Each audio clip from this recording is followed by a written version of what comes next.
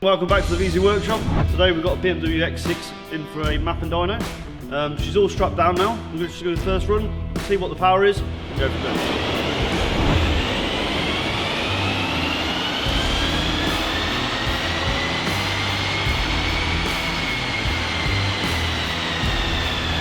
Just complete the first initial run. Measuring the power, it's running 303 brake horsepower crank and it's running 448 foot-pound of torque.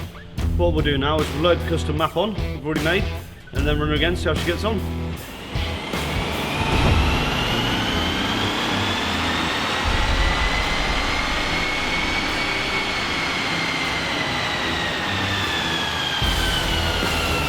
Finished the final dyno run.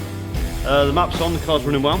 We are up 70 foot-pound of torque and we are up 60 brake horsepower. So it's done really well, customer will be very chuffed with that.